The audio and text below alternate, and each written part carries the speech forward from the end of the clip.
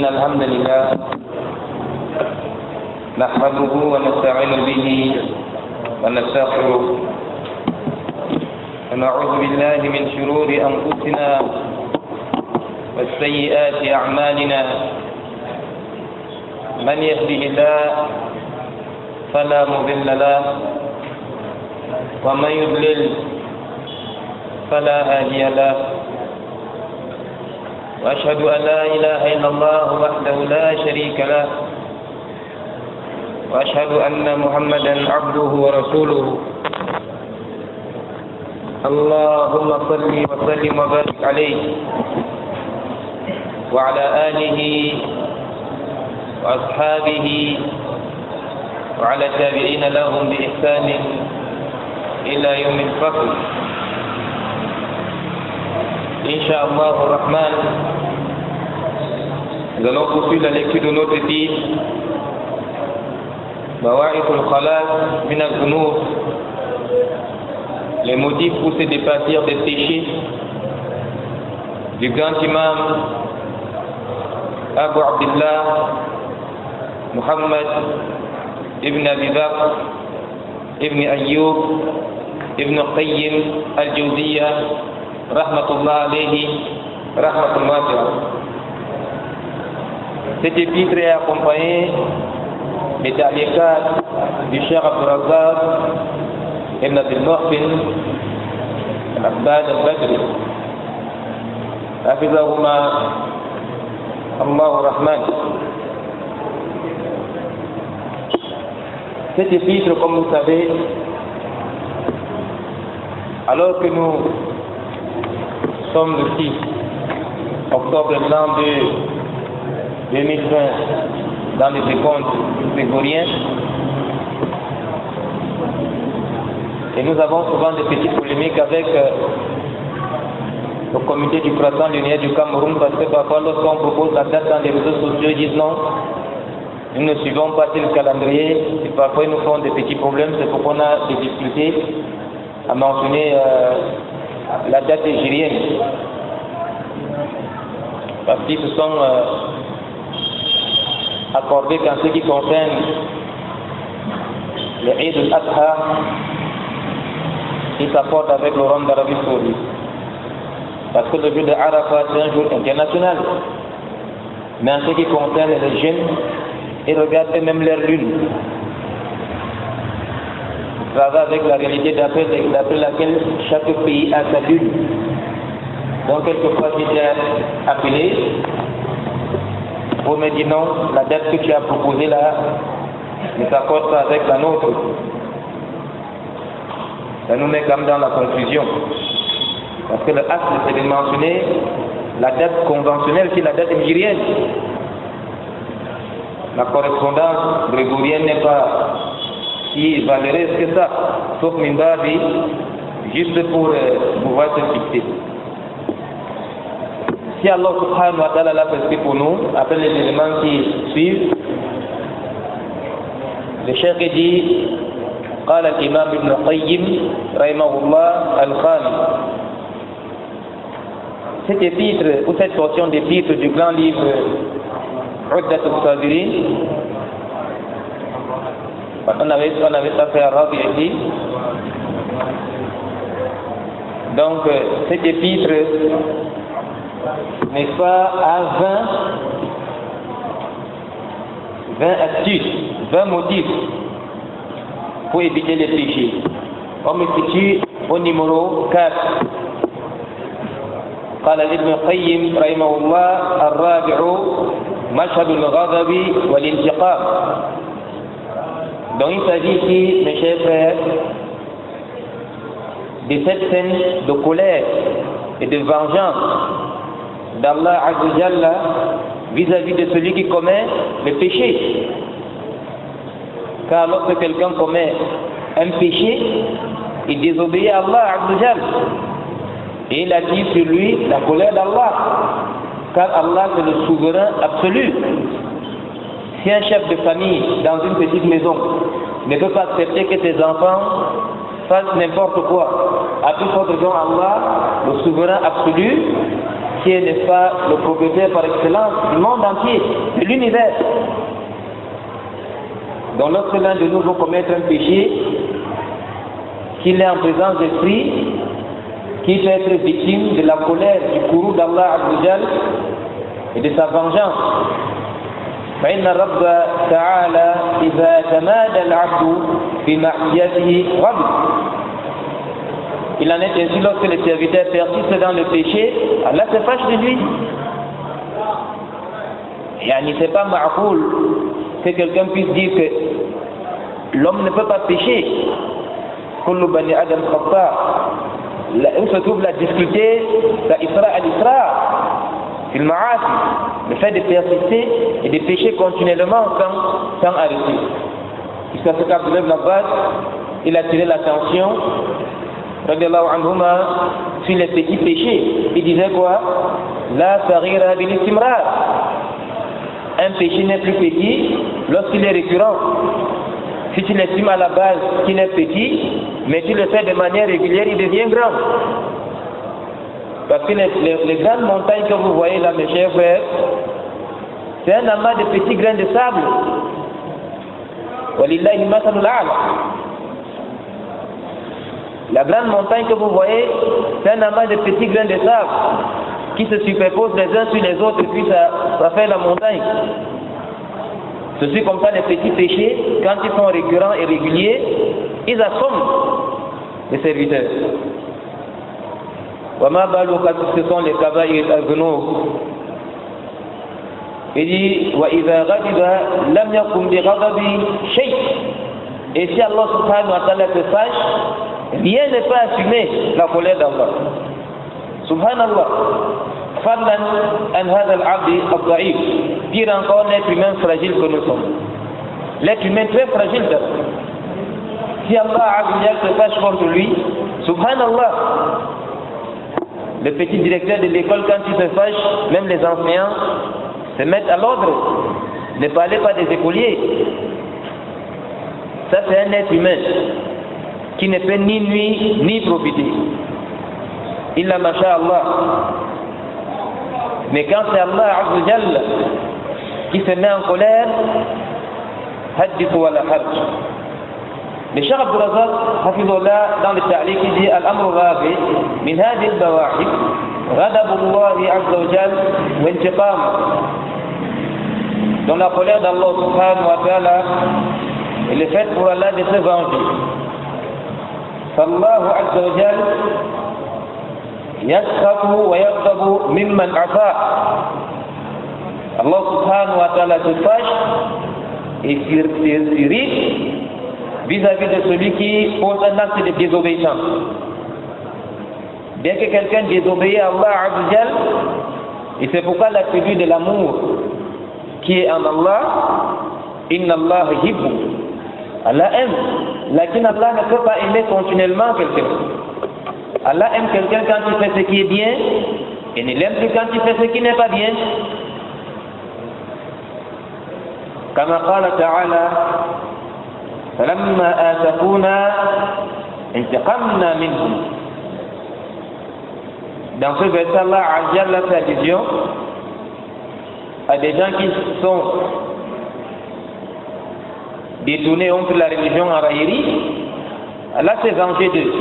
تعالى الله وتقدس. فإذا هدفت النفس صاحبها بالمعصية فليذكر غضب الله عز وجل وانتقامه الذي لا يقاومه شيء فكيف بهذا العبد الضعيف. Donc lorsque notre âme nous insuffle de commettre un péché, il faut qu'on se souvienne de la colère d'Allah. Il faut qu'on se souvienne de la vengeance d'Allah, qui est tel que lorsqu'Allah Azzawajal se venge, rien ne peut, n'est-ce pas, c'est-à-dire assumer cette vengeance d'Allah. Abadan. Pire encore, le petit être humain fragile que nous sommes. Pire encore, le petit être humain fragile de rien du tout que nous sommes. Allah Ta'ala yaqul وَمَنْ يَحْلِلْ عَلَيْهِ غَضَبِي فَقَدْ هَوَى. Surah Al-Taha. فليأذن العبد من فعل موجبات hululi ghadabillah alayhi. Donc le serviteur doit prendre garde de poser des actions qui attireront sur lui la colère d'Allah. Asbabi nikmatihi wa sakhatihi. C'est le khulasa de la parole du cheikh. Il veut simplement nous discipliner à être conséquents, de faire tout et pour tout, pour ne pas se retrouver dans des scènes qui attireront sur nous la colère d'Allah. Donc on comprend le caractère fort d'Ibn Qayyim qui nous propose aussi ce point-ci dans les 20 points qui sont, n'est-ce pas, les motifs d'éviter les péchés. C'est celui d'après lequel, quand tu veux commettre un péché, sache que tu n'es pas à l'abri du châtiment d'Allah.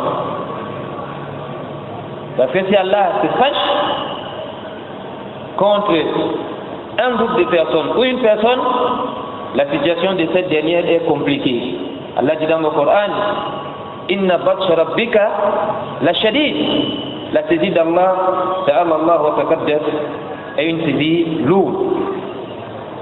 On traverse pour le point qui suit. قال الإمام ابن القيم رحمه الله الخامس, c'est le 5e point, مشهد الفوات, c'est cette scène de la perte. C'est-à-dire il faut estimer que lorsqu'on commet des péchés, on perd quelque chose. Il faut toujours se commémorer cette réalité. Quand tu désobéis à Allah, tu te jettes dans une perte, pas n'importe laquelle, vous allez vous rendre compte. وهو ما يفوته بالمعصية من خير الدنيا والآخرة. Lorsque l'un de nous commet un péché, il perd les biens de ce monde et ceux de l'au-delà. C'est très compliqué le péché. Le péché, ce n'est pas les petits moujamala que l'un de nous pense. Là, parce que lorsque tu commets un péché, tu t'exposes à une perte des biens de ce monde et ceux de l'au-delà. وما يحدث الله بها من كل اسم مذموم عقلا وشرعا وعرفا. Et tout ce dont il sera dépositaire, c'est-à-dire dans le péché, il parviendra à des nominations blâmables. Il ne portera plus le nom à grand jamais d'un croyant. Mais on va habiller, si on ne veut pas faire le takfir, qui est strictement interdit, mais on ne pourra pas non plus dire qu'un pécheur est un croyant parfait. Là, et ce genre de noms blâmables qu'il va porter, ces noms sont blâmables du point de vue logique, c'est-à-dire la raison ne les accepte pas. Shar'an, la loi d'Allah, la législation ne les accepte pas. Wa urfan, c'est ce dont les gens sont habitués. Parce que dans la société, on est capable de dire ça c'est un gars malfrat à cause de ce qu'il fait. Parce qu'il arrive qu'on s'expose, on ne peut même pas se cacher des êtres humains. وتزول عنه من الأسماء الممدوحة شرعا وعقلا وعرفا. Et aussi il va perdre les noms louangeables, des noms nobles, ces noms qui sont nobles, tant dans le point de vue raisonnable, c'est-à-dire la raison les reconnaît comme nobles. Et ce n'est pas tout, la religion aussi, la législation d'Allah, la loi d'Allah, et ce avec quoi les gens sont aussi habitués. ويكفي في هذا المشهد مشهد فوات الإيمان الذي أدنى مثقال ذرة منه خير من الدنيا وما فيها أضعافا مضاعفة. Il faut souligner ce qu'on vient de lire là dans vos livres avec un crayon et vous commémorez ça toute votre vie. Il dit, il suffit dans cette rubrique-ci de se rendre compte que celui qui commet un péché perd la foi, il perd l'iman.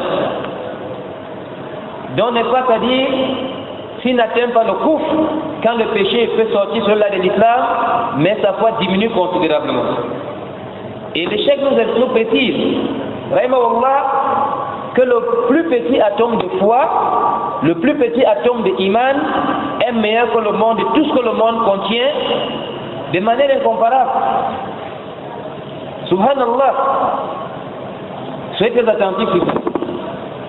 Ce point c'est très fondamental.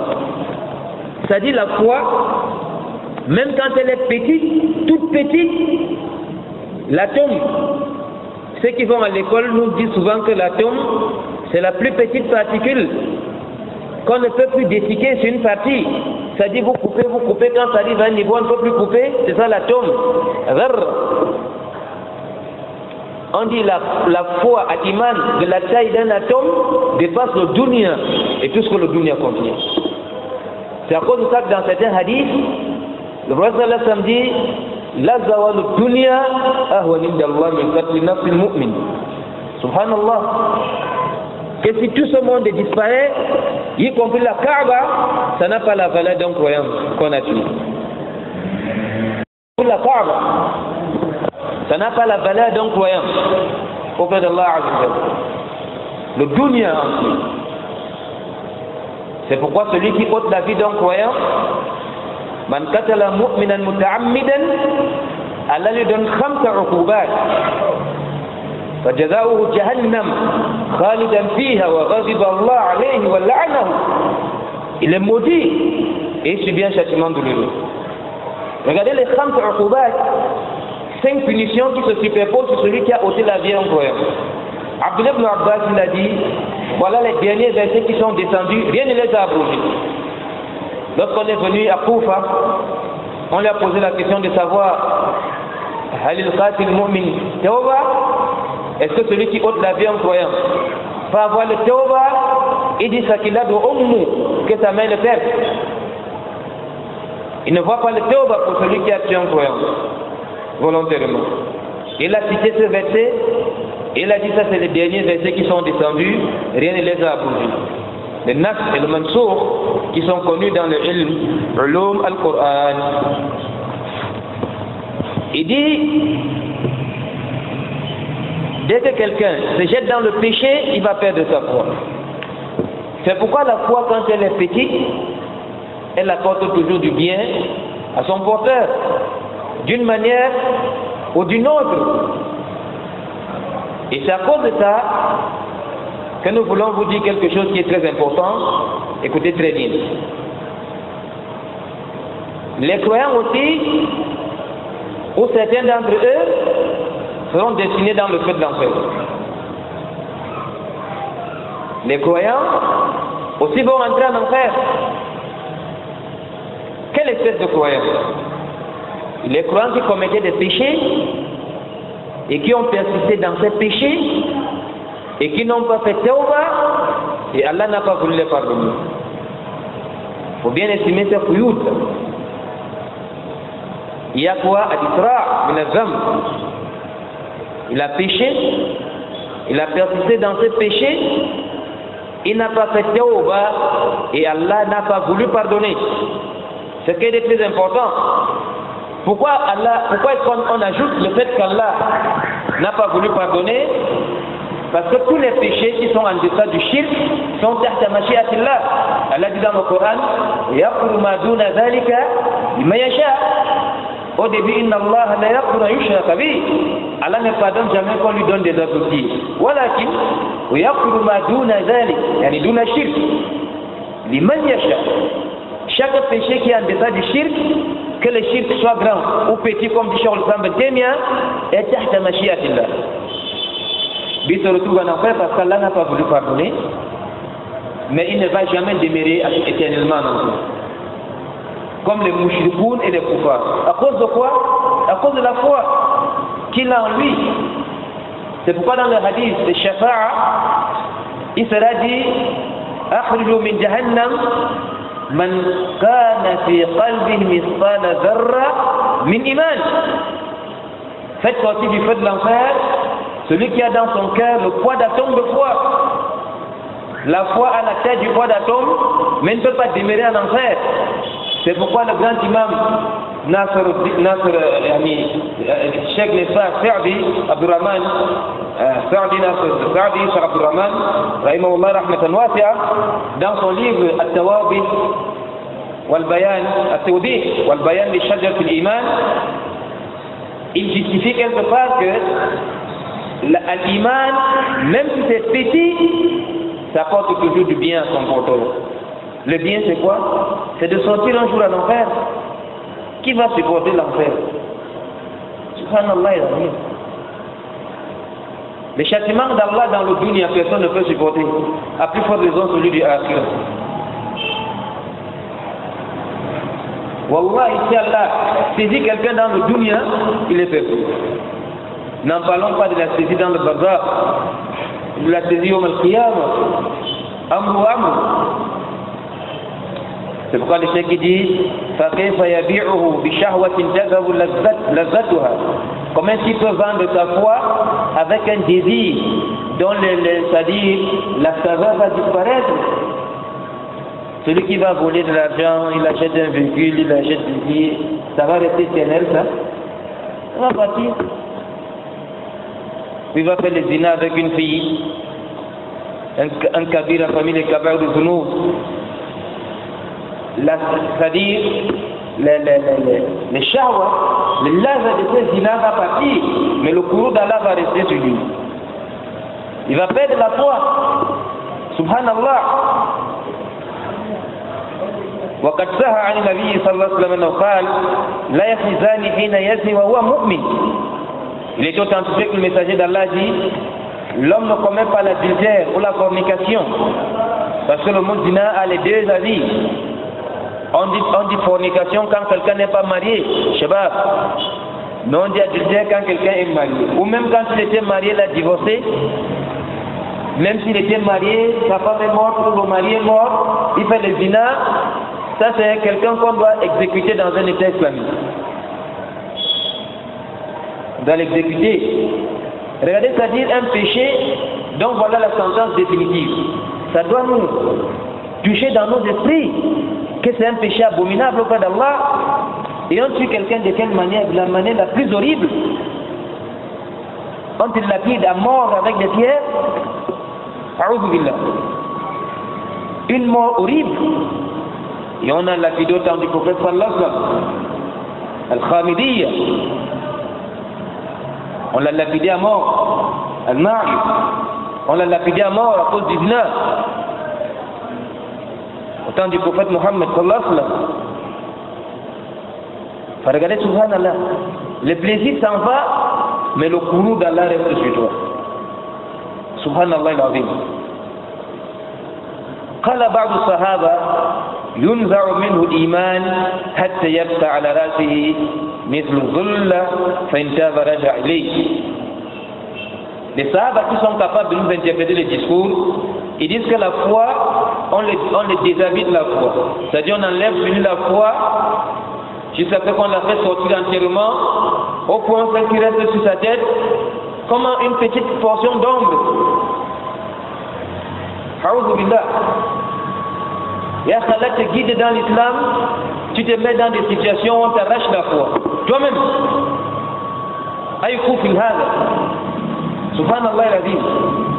وقال بعض التابعين ينزع عنه الإيمان كما ينزع عنه القميص فإن تاب لبسه. Les tabi'in, quant à eux qui sont les élèves des Sahaba, et tous ceux qui sont dans les meilleures générations, comme dans les récits d'Imran ibn Hussein, le prophète sallallahu alayhi wa sallam dit khairun nas qarni thumma ladina yalunahum thumma ladina yalunahum. C'est vrai que le sahabi Jalil Imran ibn Hussein a douté d'un riwaya parce que les sahabas sont des umana. Il dit la adri azakara ba'da qarnihi qarnayn aw thalatha. Qarnayn aw thalatha. Le sahabi Jalil dit je ne me souviens plus bien. Est-ce que le prophète sallallahu alayhi wa sallam avait mentionné après sa génération 2 ou 3? C'est pourquoi les savants sont unanimes sur 3 meilleures générations, Salata al-Qurun al-Mufaddala, et d'autres sur la 4e génération. Pourquoi? Parce que le sahabi dit c'était après sa génération 2 ou 3. Si c'est 2 après sa génération, ça fait 3, et si c'est 3 après sa génération, ça fait 4. Ils ont douté, n'est-ce pas? Il a douté sur leur. Il ne se souvient plus bien de ce que le messager d'Allah disait. Là, ce qui est plus proche de la vérité, c'est 3 meilleures générations. Il est toujours très intéressant de savoir que le lab, khayr al-qurun, les muhaddithines, parmi les muhaddithines disent que c'est daïf. Khayr al-qurun disent que ce nas est daïf. Lakin le nas sahih, khayr al-nas, qarni. Imran ibn Hussein était parmi les sahaba d'Illah. Et il avait quelques manats, les anges les saluaient. Imran ibn Hussein, c'est lui le porteur du hadith, Sali Qa'iman. Filam tasati, faqa'idan filam tasati, fa'ala jam.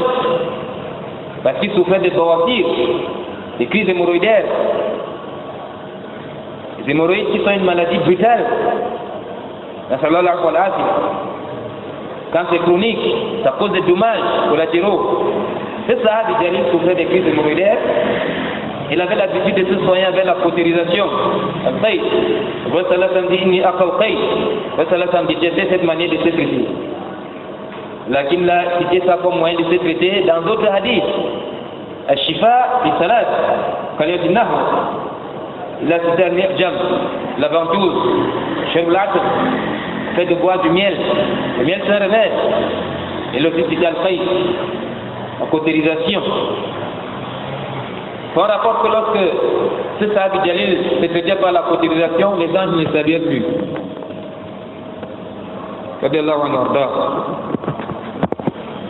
Par les tabi'in, ils disent qu'on arrache la foi comme on arrache un vêtement sur quelqu'un. Il arrive des états où on enlève le vêtement à quelqu'un.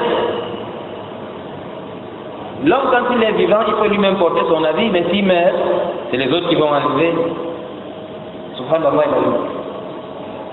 ولهذا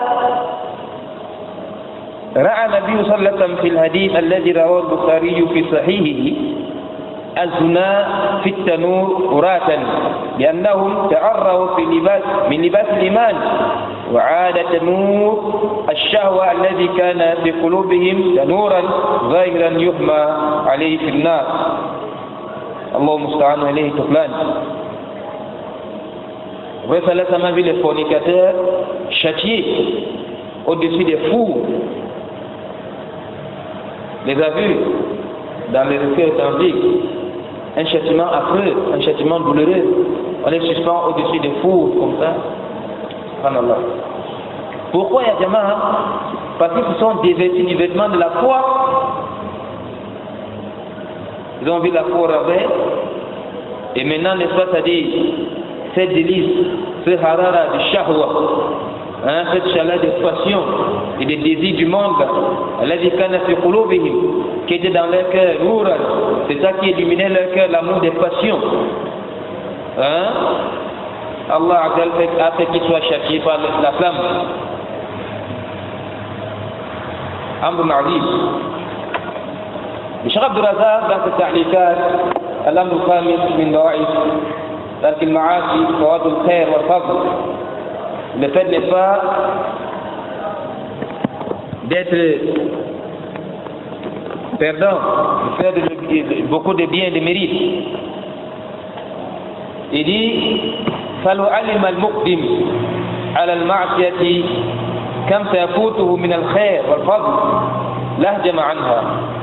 Si celui d'entre nous qui veut commettre un péché estime combien il va perdre de faveur et de bien, il va s'abstenir. Wallahi razim. Là, qui regardez, subhanallah, l'homme, le cœur est insouciant, il ne pense pas aux conséquences du péché. Nous, on pêche seulement, sans contrôle, alors qu'en commettant des péchés, on perd beaucoup. Wallahi razim. On perd beaucoup. ومن ذلك إرمانه من تمام الإيمان وكماله. Il ne sera plus un croyant à la fois parfaite, à la fois totale. Hein? Si on ne le sort pas de l'islam,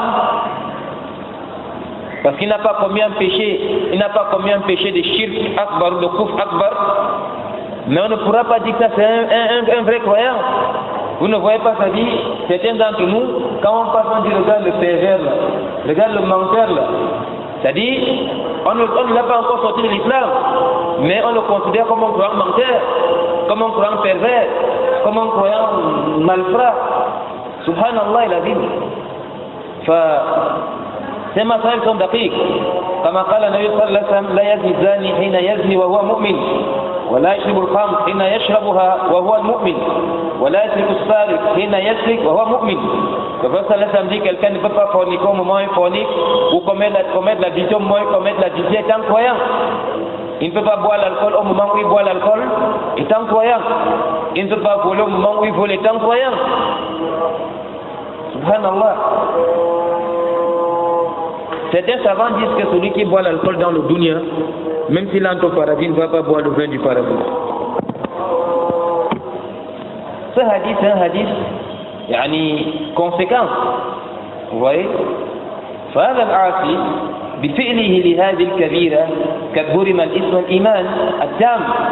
Ce pécheur en posant ce péché est dépourvu du nombre de croyants, c'est-à-dire bons croyants.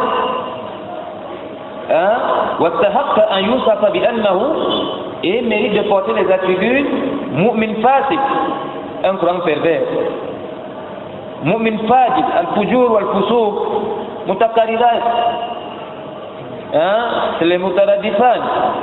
Sauf quand les deux il y a des spécificités et des généralités. Les fujur, c'est des turpitudes qu'ils ont.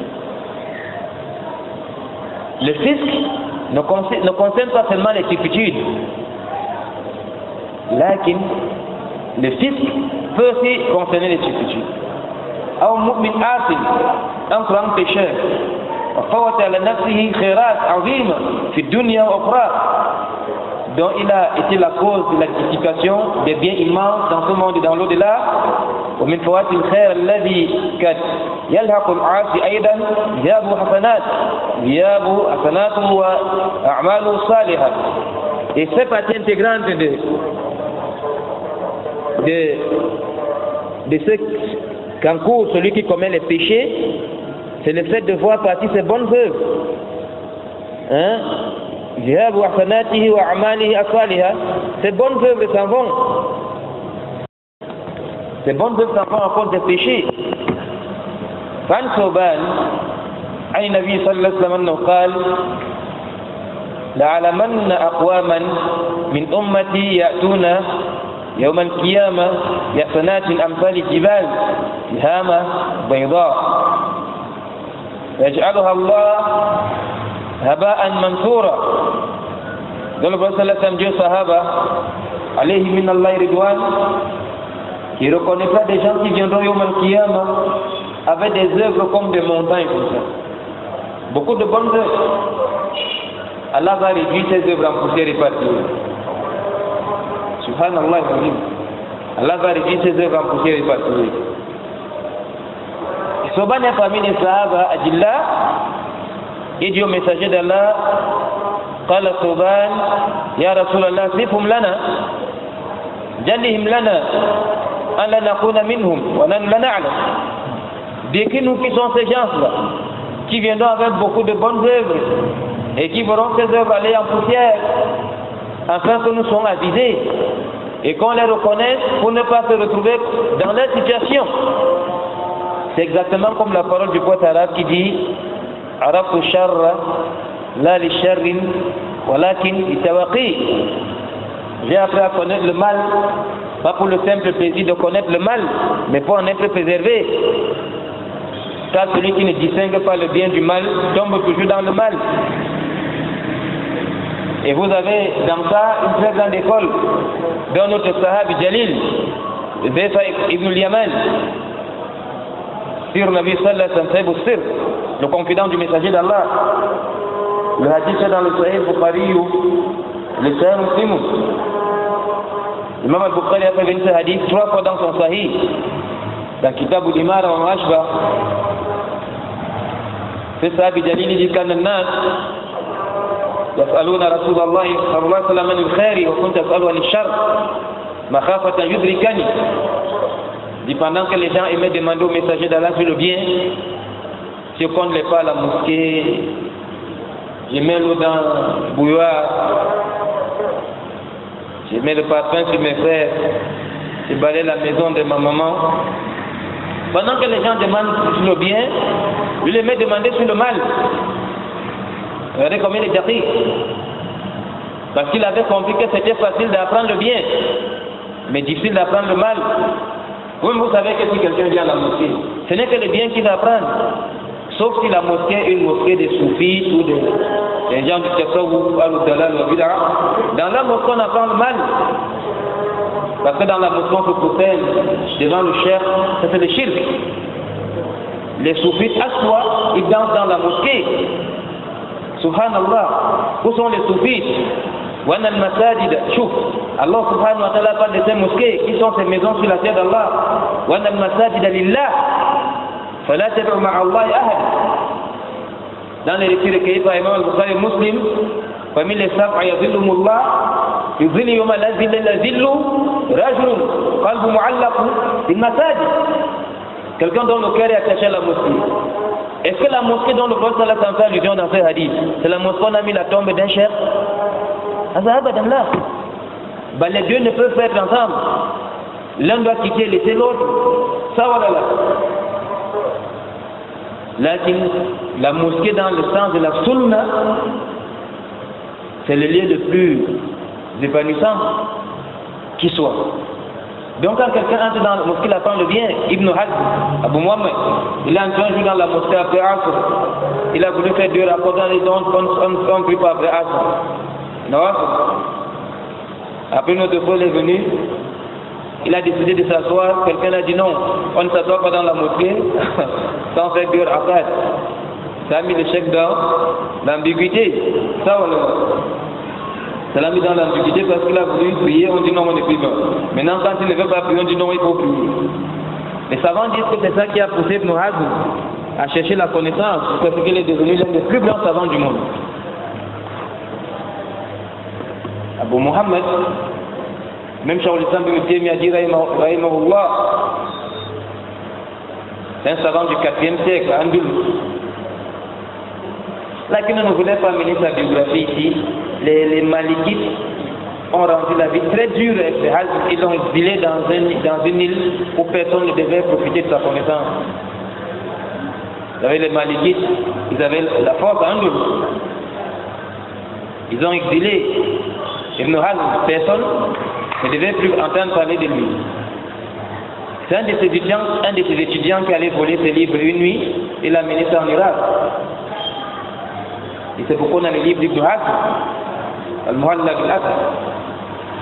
Wa ghayru min kutub hadha ar-rajul, Jabal al-Shami, Ibn Hazm, rahimahullah, Imam al-Kalim, rahimahullah rahmatan wasi'a. Lakin il était jahmi dans les asma wa sifat, ça c'est un autre chapitre. ففي الحقيقة Shouban, il dit Sifum lana, décris-nous qui sont ces gens-là. Il dit Ama innahum ikhwanukum wa min jildatikum ya'khuduna min al-layli kama ta'khudun walakinnahum aqwam idha khalu bi maharimillah intahakuha. Ce sont des gens qui sont comme vous. On les confond à vous. Lorsqu'on le voit passer avec un petit bonnet, on sait qu'il est de vous. Ça voilà là. Lakin, ils se lèvent la nuit pour prier comme vous priez dans la nuit. Ils font des bonnes œuvres. Mais à côté de ça, quand ils arrivent où il y a des péchés, ils commettent aussi les péchés. Ils sont mutalawun. Quand ils sont dans la mosquée, ils sont très sérieux. Ils se passent pour Abdullah ibn Umar. Mais quand ils vont dans des sous-villages, c'est-à-dire les femmes, ils boivent le matambo, ils boivent des choses, font n'importe quoi. Ceux-là, Allah va les humilier au Qiyamah. Vous savez pourquoi? Parce qu'ils ont plus considéré les êtres humains qu'Allah dans le dunya.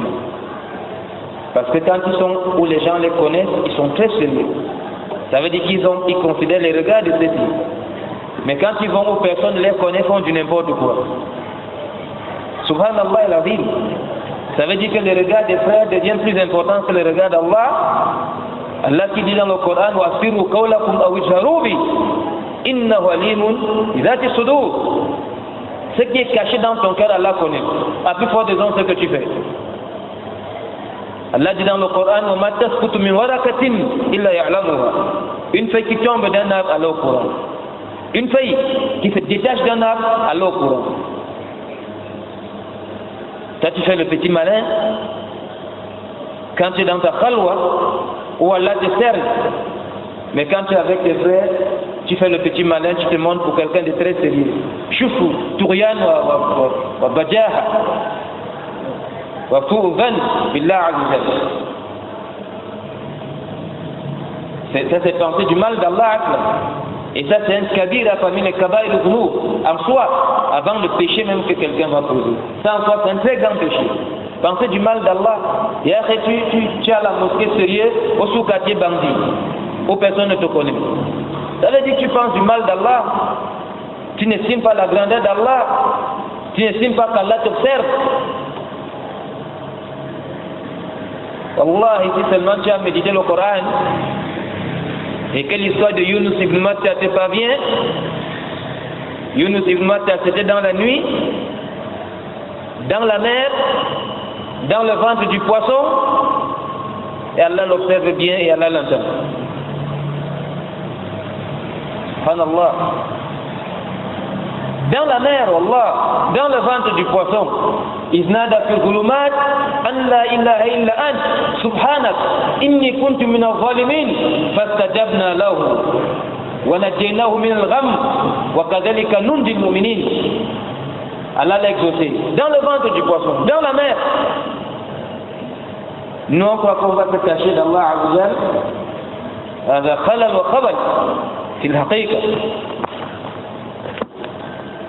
فقال قتادة رحمه الله، قتادة بن دعامة السدوسي: من استطاع منكم أن لا يبتل عملا صالحا عمله بعمل سيء فليفعل فإن الخير ينسخ الشر وإن الشر ينسخ الخير. Imam Qatada ibn Da'amat al-Sudusi et dit: quiconque parmi vous peut tout faire pour ne pas annuler une bonne œuvre qu'il a faite avec une mauvaise œuvre, qu'il le fasse. Pourquoi? Parce que les bonnes œuvres effacent les mauvaises et les mauvaises œuvres effacent les bonnes. Quand quelqu'un fait des mauvaises œuvres, ça efface les bonnes œuvres. Plus proche de nous quel hadith? Hadith al-Muflis. Man tu'abduna ou muflisan. Le prophète sallallahu alayhi wa sallam demande aux sahaba qui estimait vous être parmi les perdants. Les sahaba disent: al-muflisu fina man laysa lahu kaza wa kaza min umuri dunya, man laysa lahu dinar wala dirham wala mata'. Ils ont vu que le perdant c'est celui qui n'a pas d'argent, il n'a rien. Le prophète sallallahu alayhi wa sallam dit: la abadan al-muflisu min ummati rajul. Mais va bitarlib, ça peut aussi être une femme. يأتي يوم القيامة بالصلاة والصيام والزكاة والحج وما أشبه. Il vient avec les usul de la religion et les furous de la religion. Il vient avec les piliers de l'islam et les actes qui ne sont pas des piliers de l'islam. Amin. Il a tellement œuvré. Il a des bonnes œuvres. À côté de ça, il a frappé un tel. Zulman tabarak. Il a pris les biens d'un tel. Il a porté atteinte à un tel. وظلم هذا إلى تنجتيس أنتم وسب هذا إلى injurier أنتم وفعل الفاعل. Il a fait tellement de mauvaises œuvres. يوم القيامة il n'y aura rien يوم القيامة sauf الحسنات والسيئات. يوم القيامة quelqu'un ne va pas dire: Ya Cheikh, l'argent que j'avais pris là l'autre jour, prends le téléphone portable. Là, يوم القيامة il n'y a pas ça. Ça c'est les choses du dunya. Yom al-Qiyamah, c'est les bonnes œuvres et les mauvaises œuvres seulement qui sont méditées. C'est ça qui sont justifiées. Il va commencer à voir ces bonnes œuvres aller chez tous ceux qui ont subi ces injustices. Parce qu'il faudra réparer les torts. Comme il n'y aura pas d'argent à donner, c'est les bonnes œuvres qu'il a fait qui vont partir. Sa prière s'en va, beaucoup de prières, des jeûnes, des choses pareilles. Et quand ces bonnes œuvres vont finir, et qu'il a encore suivi le poids des injustices, écoutez la catastrophe, Allah va prendre les péchés de ceux qui ont subi ces péchés, ces injustices, il va verser sur lui et il ira dans le feu de l'enfer comme s'il n'a jamais cru en Allah, un jour d'enfer. Bil munasaba, l'injustice est très mauvaise. Voilà la conséquence de l'injustice. Beaucoup d'entre nous, on n'est pas prudent des injustices. Tu vas voir quelqu'un qui fait l'isbat, le tawhid al-uluhiyya, le tawhid al-rububiyya, le tawhid al-asma wa sifat. Il prie tout le temps au premier rang. Il est mutadal, il a la religion zahira. Lakin, si vous avez pris votre argent, attendez seulement Yom al-Qiyamah. Il disparaît, il éteint les téléphones. Des petites transactions comme ça, hadith wa la hadith. Il fait volte-face. Yom al-Qiyamah, tout ça sera récolté. La situation devient très compliquée parce que il peut arriver que quelqu'un se pose une question. Pourquoi est-ce qu'Allah va respecter les animaux? Les animaux, Allah va les respecter. Mais quelqu'un peut réfléchir pourquoi les animaux n'ont pas de aql. Les animaux n'ont pas de raison. Les animaux n'ont pas de prophète. Les animaux n'ont pas de livre. Al-Baha'im, Al-Hayawanat, l'animal. Parfois quand on veut t'insulter, on dit regarde l'animal. Himar. Parce qu'on ne donne qu'un kim, ne donne pas la valeur. Mais la valeur a amené les animaux. Pour une seule chose, Allah va réparer toutes les injustices des animaux. Subhanallah. Ce mot qui va, il y a al-Qiyamah azim. Le tigre qui a biffé l'autre dans le dunya, Allah va donner la force à l'autre de rendre le al-Qiyamah. C'est les bêtes, Allah. Le taureau qui avait les cornes, qui a fauché l'autre, Allah va donner les cornes à l'autre de rendre. Lorsqu'Allah va réparer toutes les injustices entre les bêtes, Allah va les demander de devenir la terre. Kunu turab. Subhanallah. C'est un mot qui fait très effrayant. Ça, c'est les bêtes qui n'ont pas de raison. Allah va réparer leur tort. Quelle sera la situation du fils d'Adam? Amru wa amru. Allah va dit zulma. Fa'inna zulma zulmatun yawm al-qiyamah. Et il n'y a pas des injustices quand l'injustice est ténèbre au jour de la résurrection. Toute forme d'injustice, la calomnie, la médisance, le faux témoignage, le mensonge sur les autres, des histoires comme ça, des calomnies, qui sont beaucoup répandues, mal'asaf shadid, c'est les shabab. N'en parlons pas des transactions d'argent et des transactions de devises. Wallahi, le aman a disparu totalement. C'est grave. Le prophète sallallahu dit celui qui prend l'argent des gens dans l'intention de ne pas rembourser. Le prophète sallallahu dit qu'Allah va, il ne dit pas qu'Allah va détruire ses économies. Il dit Allah va les détruire lui-même. Lui un peu. Asha Adib Adib. Allah musta'an wa